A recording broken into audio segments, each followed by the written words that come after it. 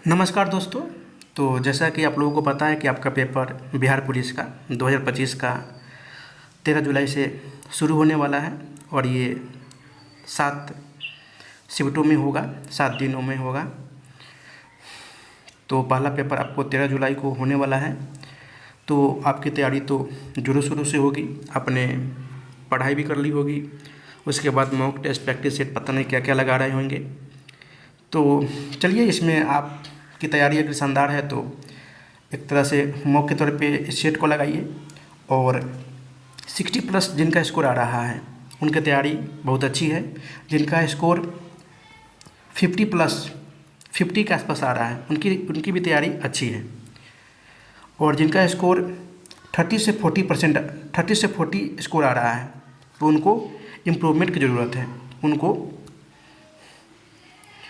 उनको ध्यान देना ही होगा और इम्प्रूवमेंट चाहिए, उनको बढ़ाना ही होगा मार्क्स। और जिनकी तैयारी 30 से भी कम है तब तो उनको ज़्यादा ही इम्प्रूवमेंट की ज़रूरत है।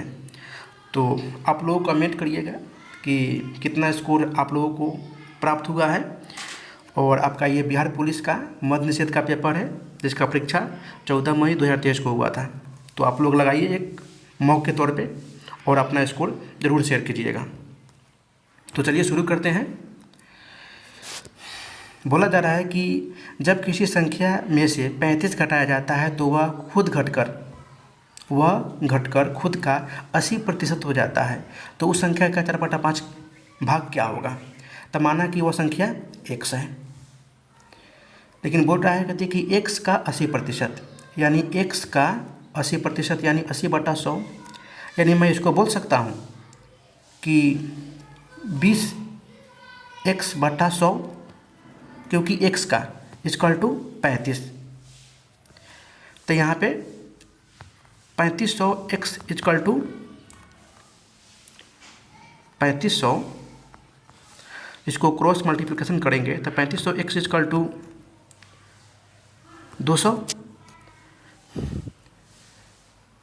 यानी ये आपका x = 175 बार कट जाएगा। फिर बोल रहा है कि उस संख्या का 4/5 है, यानी 175 का 4/5 है। तो इसको जब आप सॉल्व करोगे तो 140 के बराबर आएगा। ऑप्शन डी इसका सही उत्तर हो जाएगा।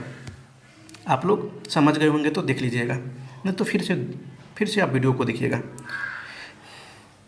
अगला प्रश्न है कि एक जोकर ने 7 सेंटीमीटर त्रिज्या वाला एवं 15 सेंटीमीटर ऊंचाई वाला शंकु आकार का टोपी पहना हुआ है। टोपी का आयतन क्या होगा? तो यहाँ पे डायरेक्ट फार्मूला ही लगेगा, जो कि शंक्वाकार टोपी का आयतन यानी शंकु का आयतन 1/3 πr²h। आप इसको पुट करिएगा तो आपका उत्तर निकल के आ जाएगा 717 सेंटीमीटर क्यूब। अगला प्रश्न है कि यदि x + 1/x का मान 2 है तो x के पावर 4 + 1/x के पावर 4 का मान क्या होगा? तो आपको भली भांति पता ही होगा कि 1x + 1/x का स्क्वायर होल स्क्वायर क्या होता है, जो कि 2 के स्क्वायर के बराबर भी होगा।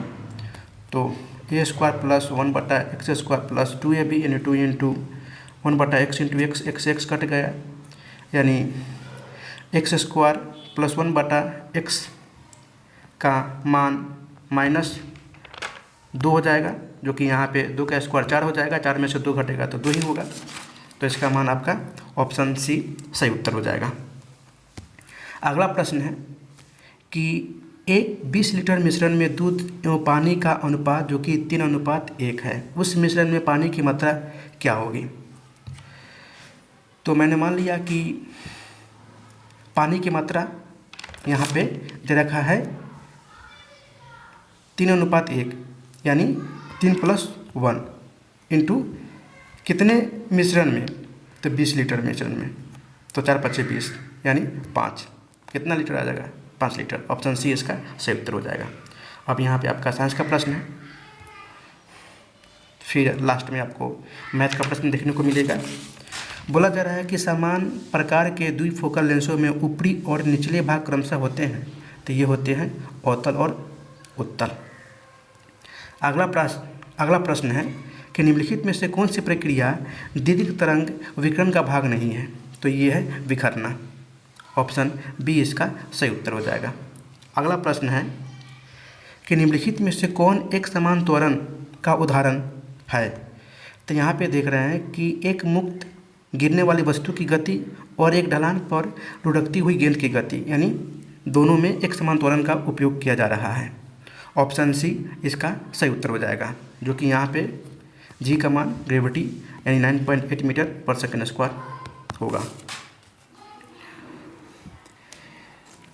जो अगला प्रश्न है कि कोई वस्तु एक तरल में तैरेगी या डूबेगी या निम्न में से किस पर निर्भर करेगा। तो ये द्रव्यमान पर निर्भर करेगा, जो कि द्रव्यमान और तल घनत्व पर निर्भर करेगा। ऑप्शन बी इसका सही उत्तर हो जाएगा।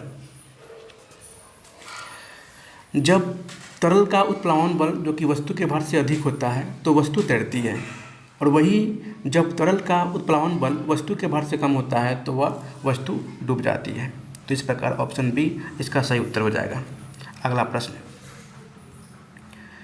बोला जा रहा है, सांस का ही ये न्यूमेरिकल है कि 4 ओम प्रत्येक प्रतिरोध वाली 3 प्रतिरोधों को एक समबाहु त्रिभुज के आधार में जोड़ा गया है, किन्हीं दो कोनों के मध्य प्रभावी रेजिस्टेंस क्या होगा।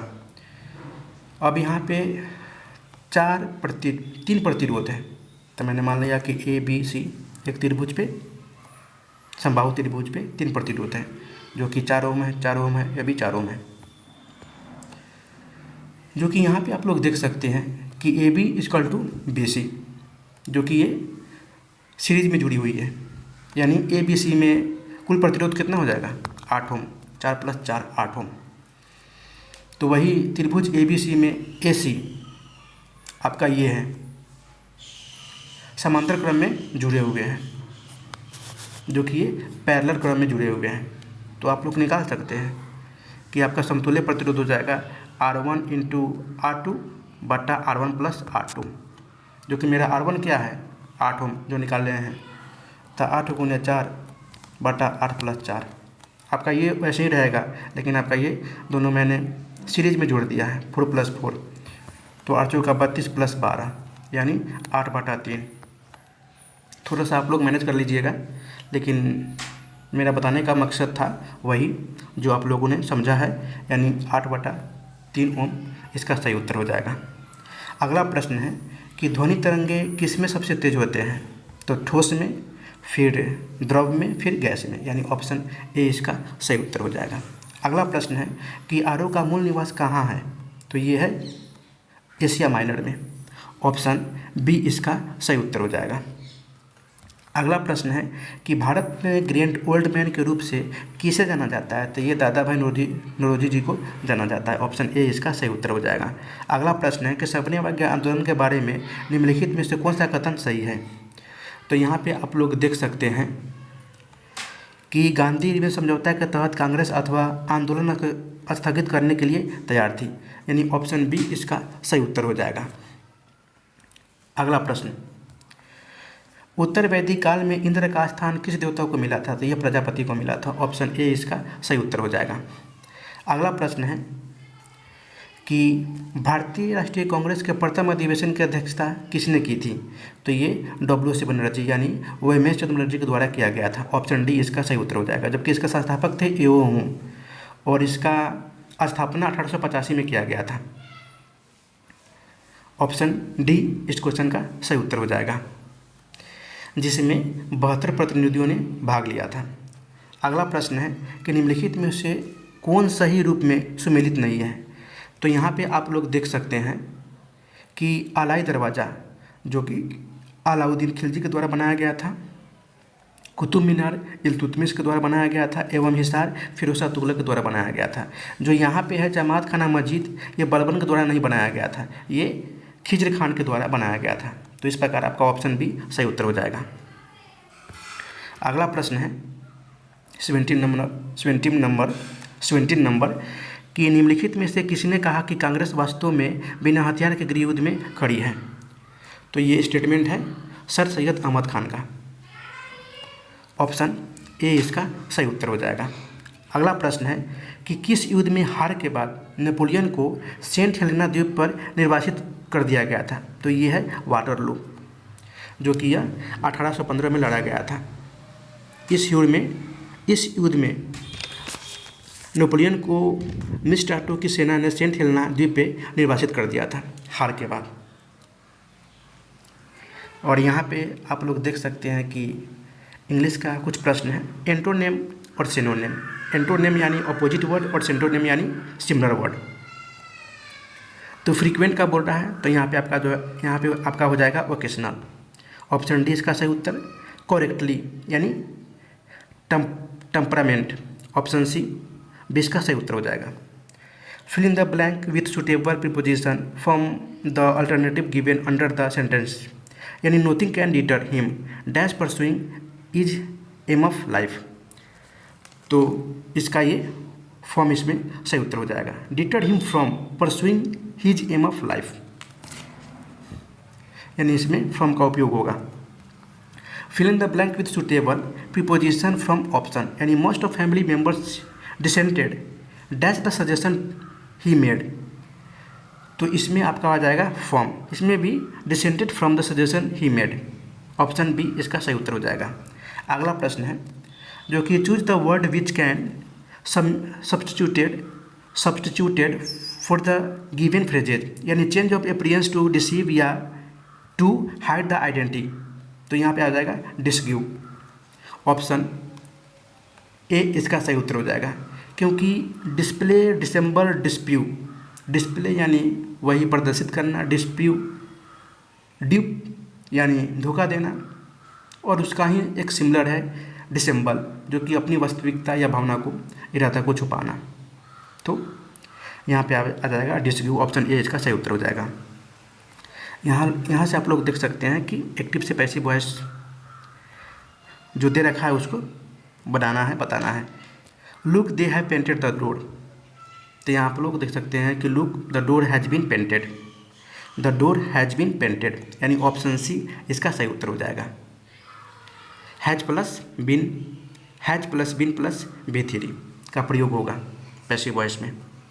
अगला प्रश्न है कि select the most appropriate synonym, जो कि सिमिलर बोल रहा है एस्टीमेट का। तो एस्टीमेट का सिमिलर क्या होगा, चलिए देखते हैं। तो यहाँ पे बोल रहा है एक्सेस, जो कि क्योंकि डिस्कवर यानी खोजना होता है, सॉल्व यानी उसको हल करना होता है, बिलीव यानी विश्वास होता है। तो आपका यही बचा है ऑप्शन एक्सेस, ऑप्शन ए इसका सही उत्तर हो जाएगा। अगला प्रश्न है कि select the most appropriate meaning of the given idiom child's play. तो यहाँ पे something that is very easy, option B इसका सही उत्तर हो जाएगा। अगला प्रश्न है कि निम्न में से किस कवि ने लक्षण ग्रंथ नहीं लिखा है।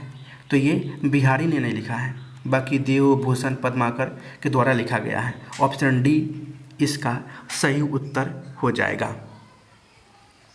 अगला प्रश्न है कि शुद्ध वर्तनी का चयन कीजिए। तब फुर्तीला बताइए आप लोग कौन सा सही होगा। तो आपका ऑप्शन बी सही उत्तर हो जाएगा, फुर्तीला।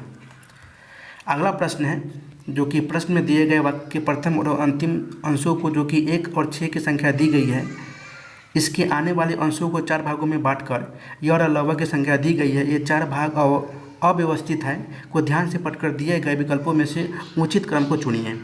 अब आप लोग पढ़िए और इसको सजाइए। मरुभूमि राजस्थान के प्रत्येक स्थली पे, जहाँ पद्मिनी और लक्ष्मीबाई ने देश के हितार्थ तलवार धारण कर, फिर बोल रहा है र में जहाँ की देवियों में अपने सतीत्व की, ल में बोल रहा है कि जल रक्षा के लिए अपने प्राण अग्निदेव को समर्पित कर दिए, वही व में बोल रहा है कि वहाँ के वीरों का रक्त प्रभावित हुआ है। तो आप लोग बताइए कि इसका क्या होना चाहिए उत्तर। तो यहाँ पे देख सकते हैं कि रक्षा के लिए अपने प्राण अग्निदेव को समर्पित कर वहाँ के वीरों का रक्त प्रभावित हुआ है। उसके बाद जो आपका युग्म बन रहा है, यानी वहाँ के वीरों का रक्त प्रभावित हुआ जहाँ के देवियों अपने सतीत्व की। उसके बाद रक्षा के लिए अपने प्राण अग्निदेव को समर्पित कर, जहाँ पद्मिनी और लक्ष्मीबाई ने देश के हितार्थ तलवार धारण कर। तो इस प्रकार आपका ऑप्शन डी सही उत्तर होगा। अगला प्रश्न, रात्रि का पर्यायवाची शब्द क्या नहीं है? तो यहाँ पे आप लोग देखेंगे कि सजनी नहीं है, जबकि यामिनी, रजनी, निशा है। ऑप्शन सी सही उत्तर हो जाएगा। सर्वग, जो कि अनेक शब्दों के लिए एक शब्द है, सर्वग, जो सब विषय में जानकारी हो, जो सब जगह व्याप्त हो, जो सर्वाधिक विस्तृत हो, जिससे बहुत सी भाषाओं का ज्ञान हो। तो जिससे बहुत सी भाषाओं का ज्ञान हो उसको बोलते हैं बहुग, जिससे सब विषयों की जानकारी हो उसको बोलते हैं सर्वग। इस प्रकार आपका ऑप्शन ए सही उत्तर हो जाएगा।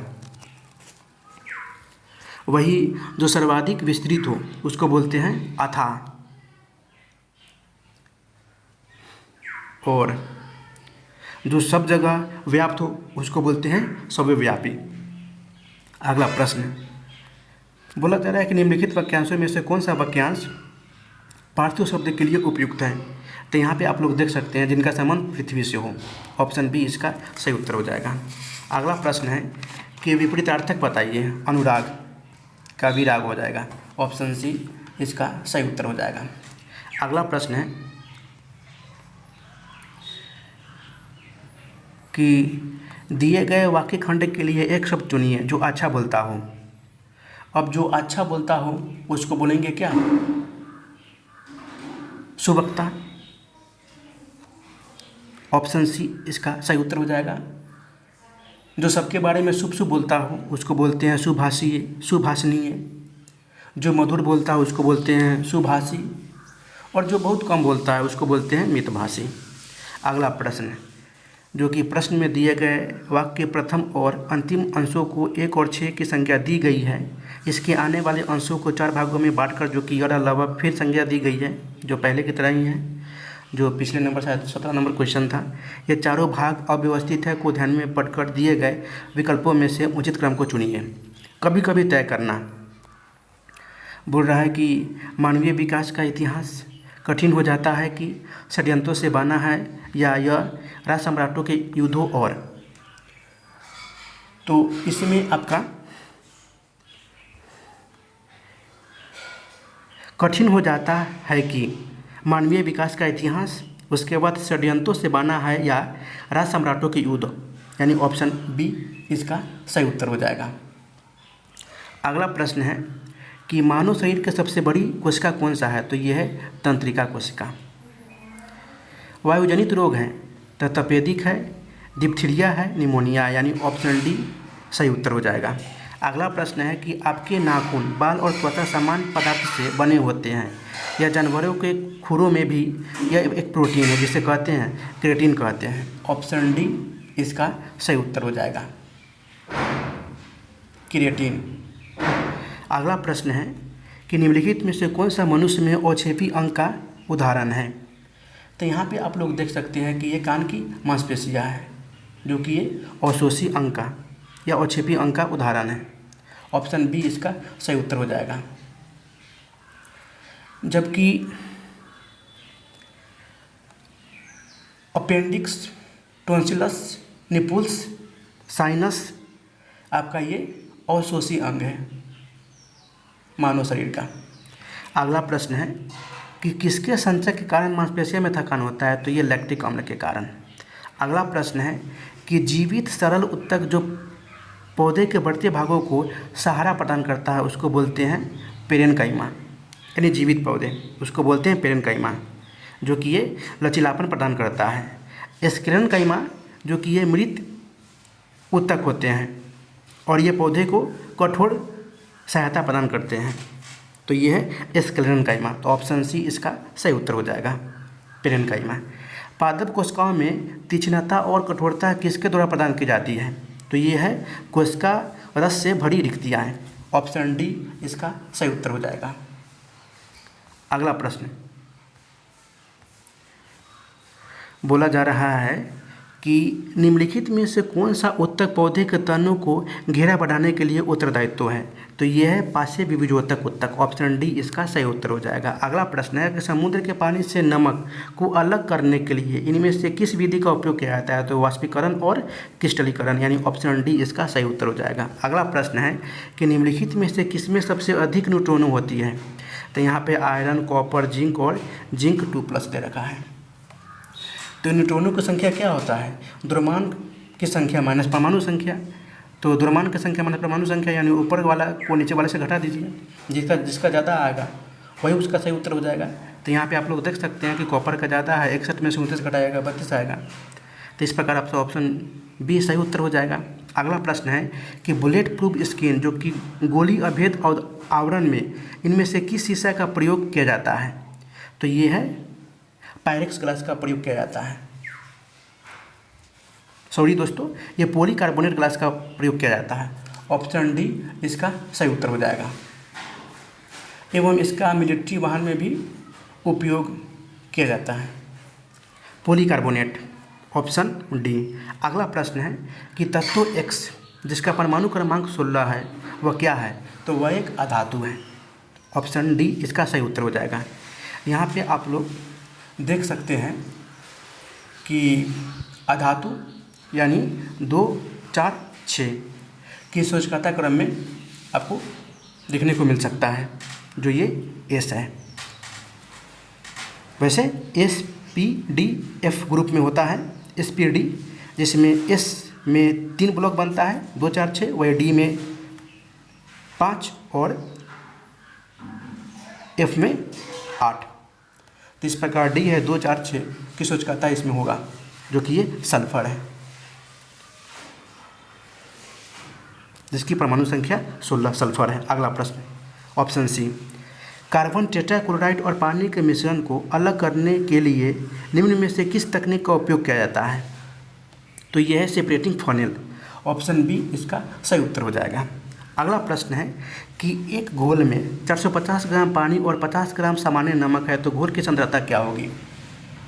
तो घोल की सांद्रता जो कि नमक की मात्रा बटा नमक प्लस जल की मात्रा गुने 100 कर देंगे, तो नमक की मात्रा क्या है?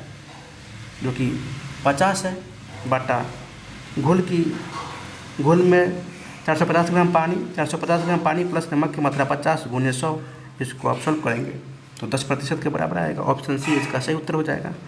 वर्मी कंपोस्ट क्या है? तो वर्मी कंपोस्ट एक जैविक जैव उर्वरक है। ऑप्शन सी इसका सही उत्तर हो जाएगा, जो कि रासायनिक रहित उर्वरक है जो मिट्टी के उर्वरता शक्ति को बनाए रखता है। अगला प्रश्न है कि निम्नलिखित प्रश्न में दिए गए विकल्पों में से संबंधित शब्द का चयन कीजिए। तो वनस्पति पौधे से संबंधित है, उस प्रकार कीट विज्ञान ये कीड़ों से संबंधित है। ऑप्शन ए इसका सही उत्तर हो जाएगा। यहाँ पे आप लोग देख सकते हैं कि रीजनिंग का प्रश्न है कि निम्नलिखित जानकारी को ध्यान से पढ़िए और दिए गए प्रश्न का सही उत्तर चुनिए। देखते हैं कि 8 मित्र LMPQRST और भी केंद्र की ओर मुख करके एक वृत्त के चारों ओर इर्द गिर्द बैठे हुए हैं। L M के दाएं से तीसरे स्थान पे है। अब बोल रहा है कि L M के दाएं यानी आप इसमें आप बोल सकते हो कि एक वृत्त है, यानी L मैंने 7 आदमी को बैठा दूँगा 1 2 3 4 5 6 और यहाँ पे आप 2 4 6 8 है 7 8। यहाँ पे आप लोग देख सकते हैं कि L M के दाएं से तीसरे स्थान पे बैठा हुआ है, यानी L मैंने मान लिया कि यहाँ पे L लग दिया, जो कि M तीसरे स्थान पे बैठा हुआ है, यानी 1 2 3 तीसरे स्थान पे बैठा हुआ है। फिर बोल रहा है कि L P के बाएं से दूसरे स्थान पे है और P के बाएं से दूसरे स्थान पे है, यानी पहला और दूसरा स्थान पे है। फिर बोल रहा है कि R व S एक दूसरे के पास बैठे हैं। R व S एक दूसरे के पास बैठे हुए हैं, यानी मैंने मान लिया कि R S अब यहाँ पर भी या यहाँ पर भी बैठा सकते हैं, यहाँ या यहाँ। पहले देखते हैं R S यहाँ पे बैठा के। उसके बाद फिर बोल रहा है कि उनमें से कोई भी L का निकटतम पड़ोसी नहीं है, यानी L तो यहाँ पे है, तो ज़रूरी है कि यहाँ पे ही बैठाऊँगा R और S, तभी तो सही होगा ना, क्योंकि यहाँ पे बैठा मैं दे रहा हूँ R और S, तो फिर ये निकटतम पड़ोसी हो जाएगा, इसलिए R S सही जगह पे है। उसके बाद Q T के दाएं से दूसरे स्थान पे है, यानी Q T के दाएं से दूसरे स्थान पे है, तो यानी दूसरे स्थान पे है। फिर बोल रहा है कि V S के दाएं दूसरे स्थान पे है, यानी भी एस के दाएं से दूसरे स्थान पे है, यानी भी मेरा यहाँ पे आ जाएगा। तो भी के तीसरे स्थान पे है। तो देख लीजिए कि L M P Q R S T में सभी हैं, सिर्फ खाली यहाँ पे क्यू मेरा चला गया था, जो कि आप लोग देख सकते हैं कि मेरा सिर्फ यही था कि क्यू चला गया था। तो एल यहाँ पे था, टी भी, उसके बाद मेरा एम यहाँ पे था, एस यहाँ पे था, आर यहाँ पे था और पी यहाँ पे था। तो मेरा पी बचा हुआ था। वैसे मैं सभी जगह पे मैंने पुट कर लिया था। तो भी के बाएं से तीसरे स्थान पे कौन आएगा? तो भी के बाएं से तीसरे स्थान पे तो 1 2 3 कौन आएगा? तो क्यू आएगा। ऑप्शन ए इसका सही उत्तर हो जाएगा। लेकिन बोल रहा है कि तीसरे स्थान पे 1 2 तीसरी, तो यहाँ पे मेरा आ जाएगा आर। बाएं से बोल रहा है, मैंने दाहिना काउंट कर लिया हूँ क्यू, ये बाएं आ जाएगा आर। ऑप्शन बी इसका सही उत्तर हो जाएगा। अगला प्रश्न दोस्तों है कि ज्ञात कीजिए कि निम्न में से कौन सी अक्षर जो कि श्रृंखला दिए गए नियम का पालन करती है। श्रृंखला में संलग्न अक्षरों के मध्य लुप्त संख्याओं की क्रमिक संख्या ज्ञात कीजिए। तो आप लोग देखिए कि यहाँ पे D 4, E F 6, G H I J यानी 9, पी 15, एक्स वाई जेड यानी 24। तो यहाँ पे आप लोग देख सकते हैं कि ये सम संख्या का डिनोट कर रहा है।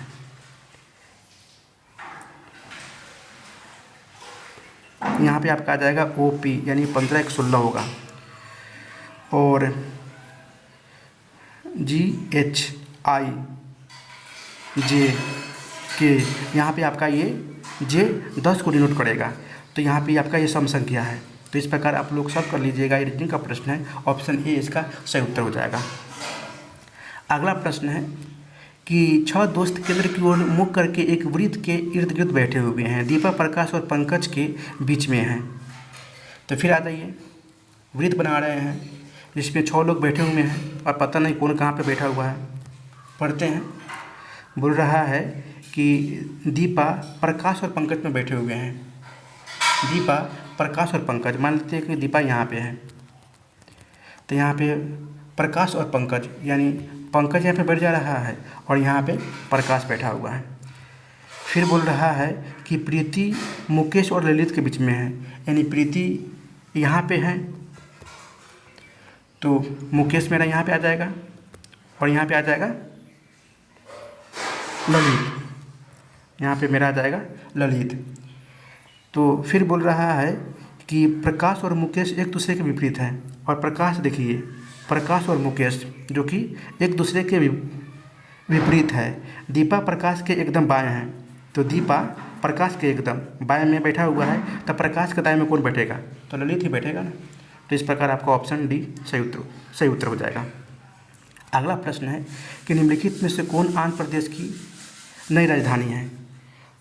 तो ये अमरावती है, जो कि अभी भी अमरावती है। और 2014 में आंध्र प्रदेश से अलग होकर तेलंगाना बना था, तो तेलंगाना की राजधानी आंध्र प्रदेश है, जबकि आंध्र प्रदेश की राजधानी अमरावती है। अगला प्रश्न बोला जा रहा है, बट यहाँ पे उस समय का ये क्वेश्चन था, तो उस समय ये क्वेश्चन इसका विशाखापट्टनम सही उत्तर हो जाएगा। लेकिन अभी आंध्र प्रदेश की राजधानी मैं बताया हूँ सही अमरावती है और तेलंगाना की राजधानी आंध्र प्रदेश है। लेकिन उस समय जब ये क्वेश्चन पूछा था तो उस समय ये था विशाखापट्टनम। अगला प्रश्न है कि बिहार सरकार ने गरीबी हटाने के लिए कौन सी योजना लागू की है? तो ये है जीविका, जो कि 2007 में शुरू की गई थी बिहार सरकार के द्वारा। ऑप्शन बी इसका सही उत्तर हो जाएगा। ये करंट अफेयर से प्रश्न है जो आप लोग इसको इग्नोर भी कर सकते हैं।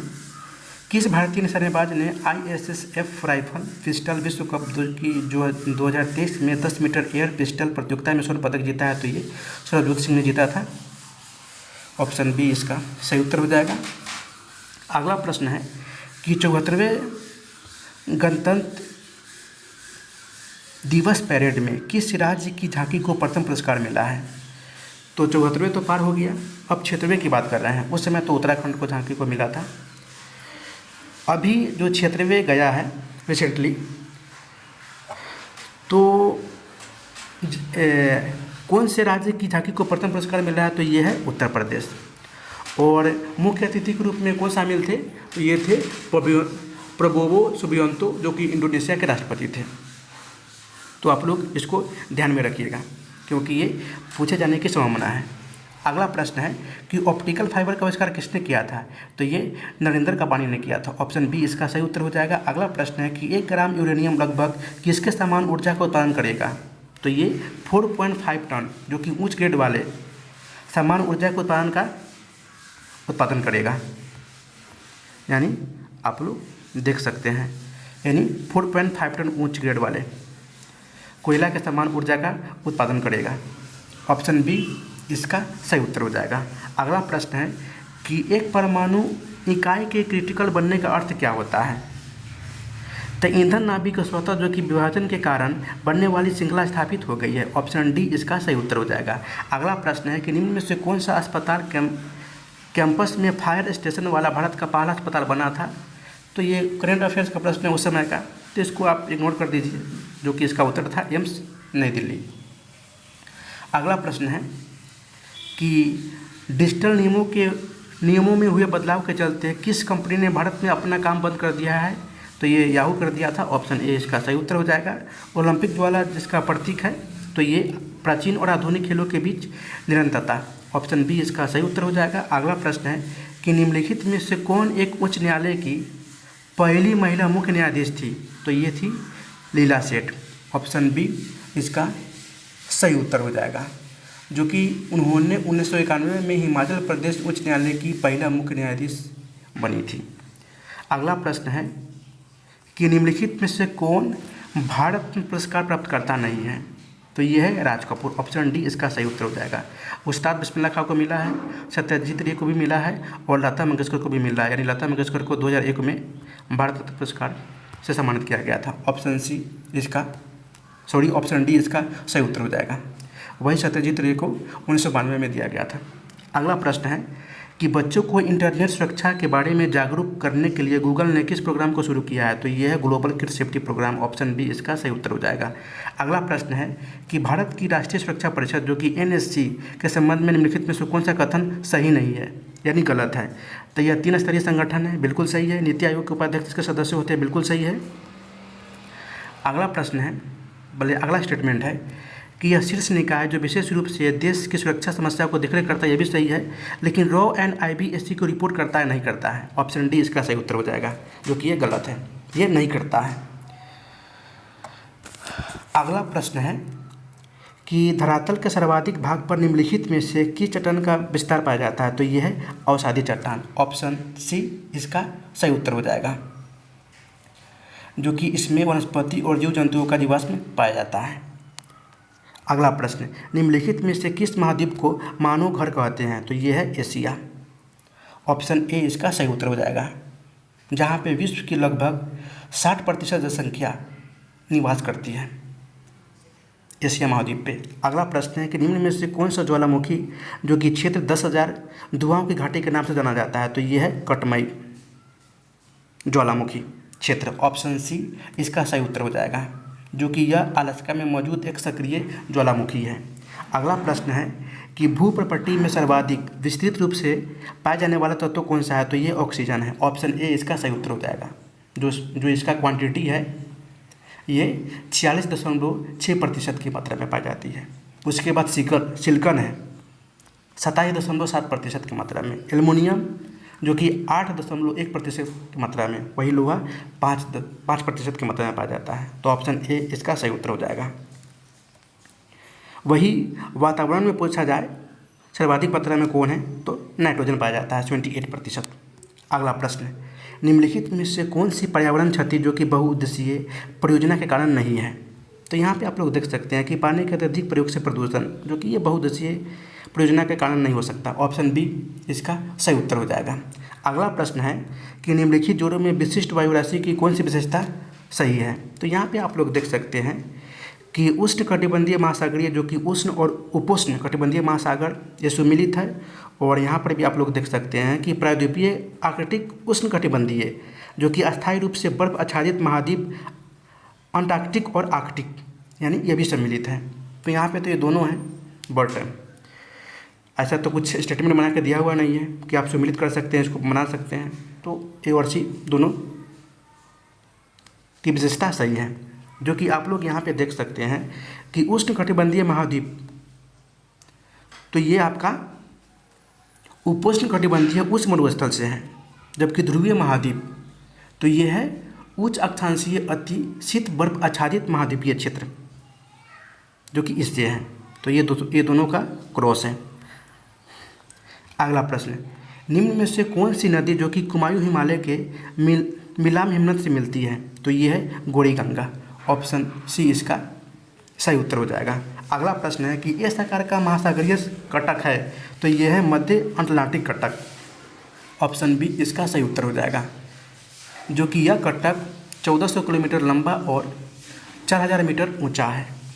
अगला प्रश्न, लोकसभा के चुनाव के अर्हता प्राप्त करने के लिए न्यूनतम आयु कितना होना चाहिए? तो ये 25 वर्ष होना चाहिए। ऑप्शन सी इसका सही उत्तर हो जाएगा। वही राज्यसभा के लिए 30 वर्ष। अगला प्रश्न, भारत के राष्ट्रपति के चुनाव में विवाद के मामले में की जांच कौन करता है? तो भारत का सर्वोच्च न्यायालय, सुप्रीम कोर्ट। ऑप्शन ए इसका सही उत्तर हो जाएगा। अगला प्रश्न, कि किनके नाम के अंतर्गत केंद्र सरकार के कार्यकारी क्रियाएं किए जाते हैं? तो ये कौन सा है? राष्ट्रपति होंगे। राष्ट्रपति संघ का कार्यपालिका जो प्रमुख होते हैं। ऑप्शन बी इसका सही उत्तर हो जाएगा। अगला प्रश्न है कि भारत में संसदीय सीटों की संख्या कितनी है? तो 40 है। वही राज्यसभा की सीटों की संख्या 16 है और विधानसभा की सीटों की संख्या 243 है।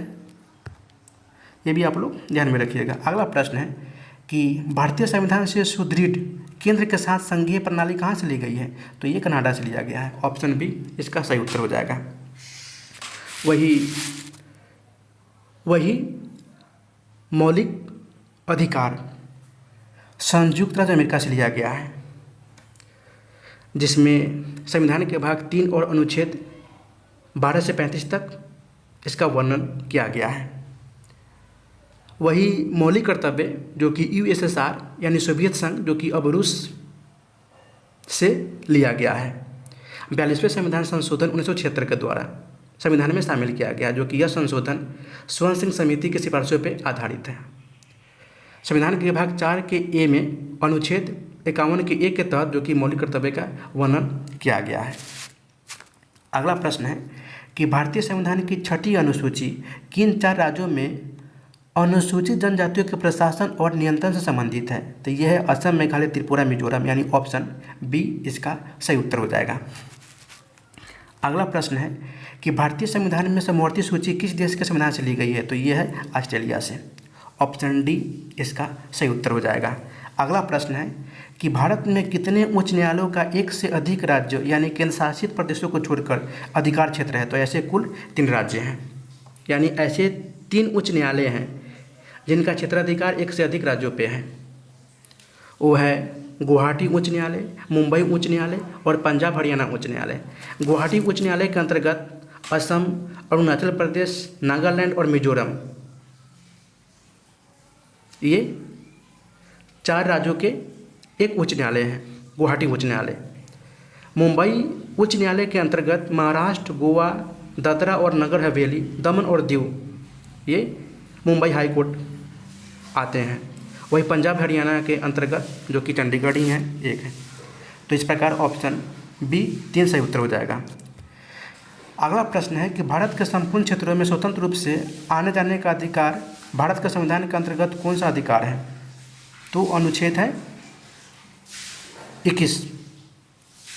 ऑप्शन सी इसका ऑप्शन इसका 19 सही उत्तर हो जाएगा। अनुच्छेद 19 जो कि ये स्वतंत्रता के मौलिक अधिकार के अंतर्गत है। अनुच्छेद 19 इसका सही उत्तर हो जाएगा। यहाँ पे आप लोग देख सकते हैं कि अनुच्छेद 14 जो कि समानता के अधिकार से संबंधित है,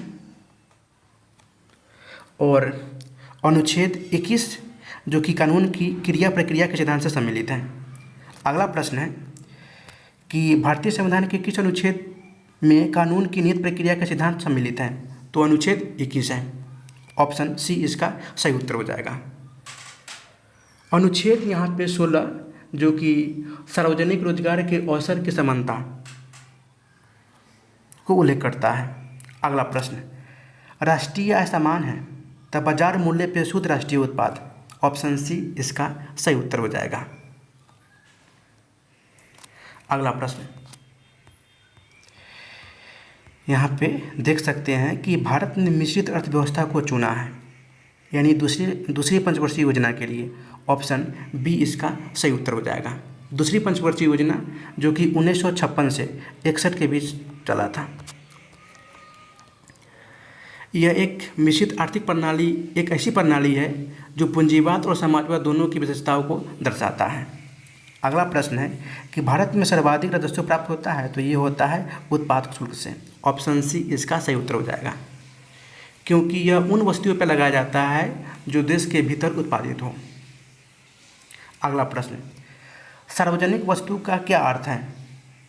तो सार्वजनिक वस्तु का अर्थ है कि एक वस्तु जिसका लाभ अविभाज्य रूप से बिना इसको बंटवारा किए हुए पूरे समुदाय को लाभ पहुंचाना, यानी ऑप्शन बी इसका सही उत्तर हो जाएगा।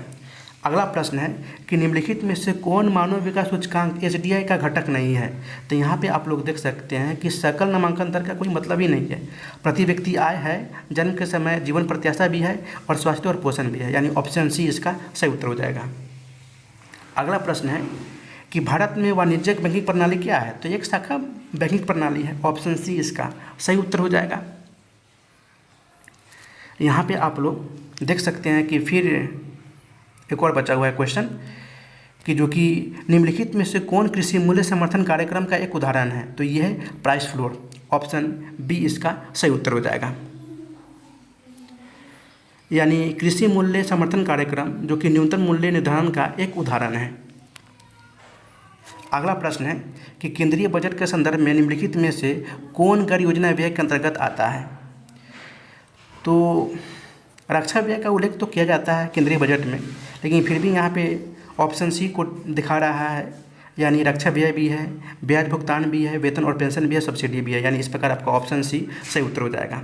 आप लोग कमेंट कीजिएगा कि जो मैं बोल रहा हूँ रक्षा व्यय का उल्लेख जिक्र तो किया ही जाता है बजट में, तो ये है या नहीं? ऑप्शन सी इसका सही उत्तर हो जाएगा। फिर यहाँ से आपका मैथ का प्रश्न शुरू होता है, तो इसको भी देख लेते हैं। 5 क्वेश्चन है। 5% साधारण ब्याज प्रति वर्ष की दर से निवेश की गई राशि को उस मूल्य पे 50% की वृद्धि में करने में कितना समय लगेगा?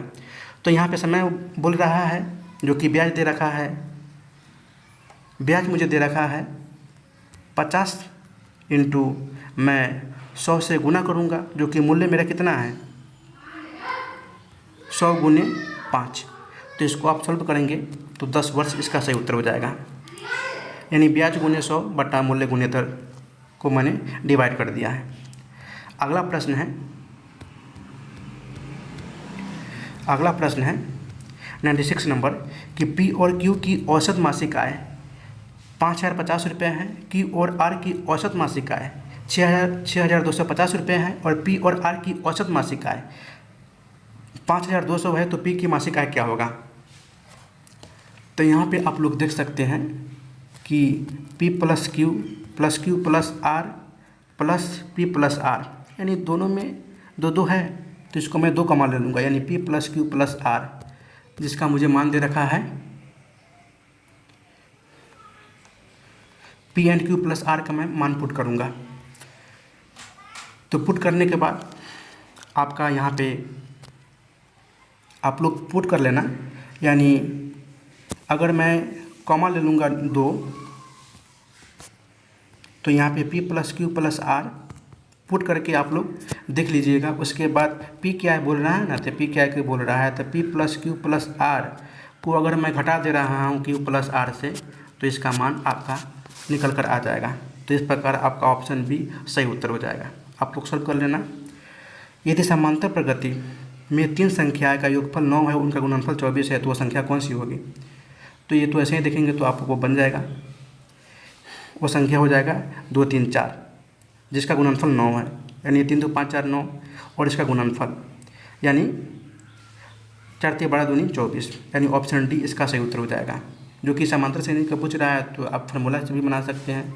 1 - d जो कि इसका एक आ गया, फिर इसका दूसरा का फिर ए आ गया और उसके बाद फिर a + d आ गया, यानी 3 पद हैं, यानी 1 - d, दूसरा है a और तीसरा है a + d, जो कि इसका मान दे रखा है 9। तो ऐसे भी आप पुट करके आप बना सकते हैं, बट ये सिंपल है, इसको आप ध्यान में रखिएगा। अगला प्रश्न है कि एक व्यक्ति किसी वस्तु को 3600 रुपये में बेचता है और उसे 20% का लाभ होता है, तो वस्तु को 3150 में बेचने पर उसे कितना प्रतिशत का लाभ होगा। तो व्यक्ति बेचता है 3600 रुपये में, तो 3600 का जो कि 100/120% में बेचता है 20% के लाभ से, यानी 100 में 120। तो इसको आप सोल्व कीजिएगा तो 3000 रुपये आएगा, जो कि नया विक्रय मूल्य है 3150 में बेचता है, तो कितना का हुआ 150 का हुआ। 150 का किस पे 3000 पे गुने 100, यानी नया मेरा लाभ आ जाएगा 5%। इसको भी आप लोग सोल्व कर लीजिएगा। अगला प्रश्न है कि 56, 72, 90, 110, 132, 154 की संख्याओं एक पैटर्न बनाती है, उनमें से कौन सी संख्या पैटर्न में अनुपयुक्त यानी नहीं है। वो संख्या है 154, जबकि 72 दे ही रखा है, 110 दे ही रखा है, 154, 132 दे ही रखा है, 154 जो कि ये अनुपयुक्त है। बट यहाँ पे हो जाएगा 156, इसके आप देखेंगे ना बीच का डिफरेंस, तो 156 होना चाहिए, जो कि इस क्वेश्चन का लास्ट प्रश्न है। आप लोग देख लीजिए कि x + 1/x = 3 है, जो कि x ≠ 0 के मूल नहीं है। तो यहाँ पे आप लोग इसको जैसे ही स्क्वायर करेंगे ना, x² 1/x = 3, इसको आप क्रॉस मल्टीप्लिकेशन करेंगे, यानी x² + 1 - 3x, यानी x² - 3x + 1 = 0, जो कि आपने पढ़ा ही होगा कि b² - 4ac, यानी x का मान आप निकाल सकते हो, x का मान निकाल सकते हो। यहाँ पे आपका समीकरण बन रहा है ना, x² - 3x + 1 = 0 समीकरण बन रहा है x का मान निकालने के लिए, यानी b² - 4ac आप निकाल सकते हैं, जो कि इसका फार्मूला होता है x = -b + √b² - 4ac/2a। इसको आप सोल्व करेंगे तो आपका ऑप्शन सी, यानी एक प्लस में और एक माइनस में से उत्तर हो जाएगा। तो जितने भी मेरे भाई और बहन इस वीडियो को देख रहे हैं, अपने दोस्तों के पास इस वीडियो को शेयर कीजिए और सभी लोग कमेंट करके ज़रूर बताइएगा कि आपने स्कोर कितना किया है। अगर आपने 60+ स्कोर कर रहे हैं या 50+ भी 55+ भी स्कोर कर रहे हैं, तो आपकी तैयारी अच्छी है, बस स्मूथली चलते जाइए, आपका रिजल्ट हो जाएगा। क्वालिफाई करना है, आप क्वालिफाई कर लोगे। जिनका स्कोर वही 40 50 भी आ रहा है, तो उनका भी तैयारी ठीक ठाक है, लेकिन जिनका 40 से कम आ रहा है उनको तैयारी करने की ज़रूरत है। और वही लोग कमेंट करें कि आपको ऐसे चाहिए क्वेश्चन, तो मैं आगे प्रोवाइड कराऊंगा। तो तब तक के लिए गुड बाय, जय हिंद, धन्यवाद।